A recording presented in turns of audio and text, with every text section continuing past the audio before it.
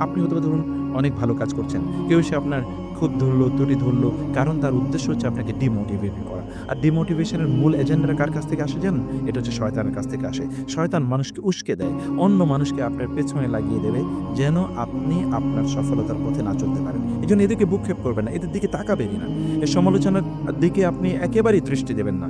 আপনার বিরুদ্ধে কেউ কোনো মন্তব্য করেছে, সোশ্যাল মিডিয়াতে আপনার নামে খারাপ মন্তব্য করেছে অথবা আপনার আত্মীয়স্বজন আপনাকে খারাপ কথা বলেছে, আপনার বন্ধু-বান্ধব আপনাকে একটু নেগেটিভ কোনো কমেন্ট করেছে। এগুলো সবই একটিই মাত্র কারণ তাহলে যে আপনি আসলে এগিয়ে যাচ্ছেন। আপনার এগিয়ে যাওয়ার কারণে আপনার সমালোচক তৈরি হয়েছে। পৃথিবীতে সকল সফল মানুষের সমালোচক আছে। যারা ব্যর্থ তাদের কোনো সমালোচনা নাই। অতএব সমালোচনা তো ওই ব্যক্তিরই হয় যিনি কাজ করেছেন। সেজন্য আপনি কাজ করেছেন বলে আপনার সমালোচনা আছে। বরং আপনার এই কারণে আপনার বরং নিজের মধ্যে এই আগ্রহ তৈরি করা দরকার, আগ্রহ থাকা দরকার যে আমি কাজ করেছি বলে আমার সমালোচনা হয়েছে।